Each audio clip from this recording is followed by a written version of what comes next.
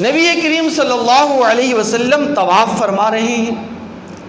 آقا علیہ السلام کے پیچھے پیچھے، بلکہ آقا علیہ السلام کے آگے آگے ایک دیہاتی، ایک عربی یہ آواز اور یہ صدائیں اور یہ ندائیں لگاتے ہوئے جا رہا ہے، یا کریمو یا کریمو یا کریمو، لیکن اس کی آواز کے اندر بڑا درد ہے، اس کی نداؤں کے اندر بڑا درد محسوس ہوتا ہے۔ آقا علیہ السلام اس کے پیچھے پیچھے ہو لیتے۔ اب جس طرف وہ دیہاتی جا رہا ہے، آقا علیہ السلام بھی اس طرف جا رہے ہیں۔ اگر وہ رکن یمانی کی طرف جا رہا ہے، آقا علیہ السلام بھی رکن یمانی کی طرف جا رہے ہیں۔ اگر وہ حجر اسود کو بوسے دینے کے لیے جا رہا ہے، نبی کریم صلی اللہ علیہ وسلم بھی اس کے پیچھے حجر اسود کی طرف جا رہے ہیں، اور آقا علیہ السلام بھی اس کی آواز میں آواز ملاتے ہوئے کہہ رہے ہیں، یا کریمو یا کریمو یا کریم۔ ایک موقع پر آ کر وہ دیہاتی رک جاتا ہے اور غصے سے پیچھے کی طرف دیکھتا ہے اور دیکھ کر کہتا ہے کہ اے حسین چہرے والے، اے خوبصورت چہرے والے، اور اے دراز قد اور عمدہ قد والے انسان، اگر تو اتنا خوبصورت اور حسین و جمیل نہ ہوتا، اگر تیرا قد اتنا لمبا اور دراز قد نہ ہوتا، عمدہ قد اگر تیرا نہ ہوتا، تو میں اپنی شکایت نبی کریم صلی اللہ علیہ وسلم کے سامنے لے کر جاتا کہ تو میرا مذاق اڑا رہا ہے، میرا تمسخر اڑا رہا ہے۔ آقا علیہ السلام اس سے پوچھتے ہیں کہ کیا تو اپنے محبوب پیغمبر صلی اللہ علیہ وسلم کو جانتا ہے؟ وہ کہتے ہیں کہ میں جانتا تو نہیں ہوں، پہچانتا تو نہیں ہوں، دیکھا تو نہیں ہوں۔ نبی کریم صلی اللہ علیہ وسلم سے پوچھتے ہیں کہ پھر تجھے کیسے پتا چلا کہ وہ تیرا پیغمبر ہے، تیرا نبی ہے؟ وہ کہتا ہے کہ میں بن دیکھے اس کی نبوت اور رسالت پر ایمان لایا ہوں۔ آقا علیہ السلام اس سے فرماتے ہیں کہ تجھے خوشخبری ہو، مبارک ہو،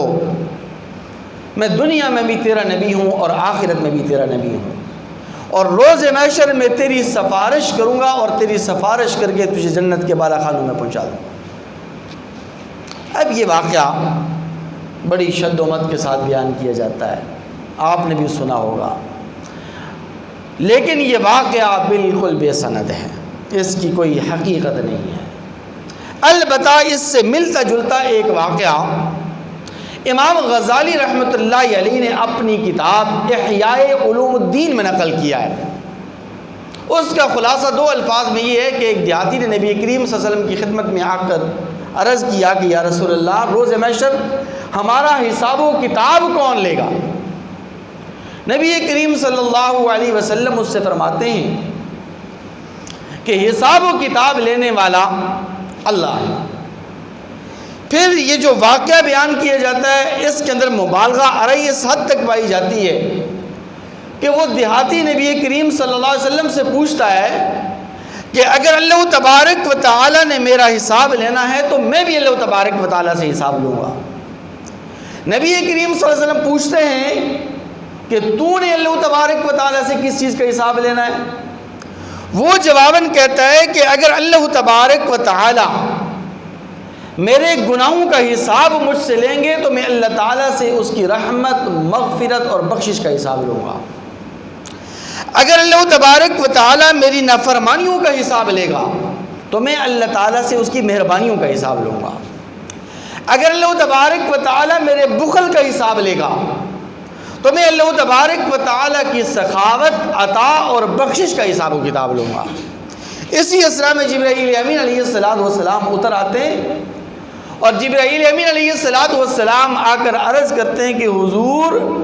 آپ اپنے اس امتی کو خوشخبری سنا دیجئے کہ اللہ تبارک و تعالی نے اس کے متعلق یہ فیصلہ فرما دیا ہے کہ کل روز محشر نہ میں تیرا حساب لوں نہ تو میرا حساب لے، اور اللہ تبارک و تعالی نے تجھے نبی کریم صلی اللہ علیہ وسلم کے ساتھ رفاقت اور معیت نصیب فرما دی ہے۔ اس واقعے کو نقل کرنے کے بعد جب علماء نے، اہل علم نے تحقیق کی، اور مشہور اور معروف واقعہ، میں نے خود کئی مرتبہ علماء کی زبان سے بھی یہ واقعہ سنا ہے۔ امام بخاری رحمۃ اللہ علیہ فرماتے ہیں کہ اس روایت کی کوئی اصل نہیں، اور اسی طرح امام بیہقی رحمۃ اللہ علیہ فرماتے ہیں کہ اس روایت کے اندر ایک راوی ہے جس کا نام ہے غرابی، غین کے ساتھ۔ یہ غرابی نامی جو راوی ہے یہ متروک ہے، اس لیے اس روایت اور اس واقعے کے موضوع اور من گھڑت ہونے کا شبہ ہے۔ اور علامہ عراقی رحمۃ اللہ علیہ نے اس واقعے کے متعلق فرمایا ہے کہ اس واقعے کی کوئی سند مستند کتاب کے اندر ہمیں نہیں ملی۔ اور علامہ عراقی رحمۃ اللہ علیہ نے جب اس واقعے کی تحقیق احیاء علوم الدین کے اندر تلاش کی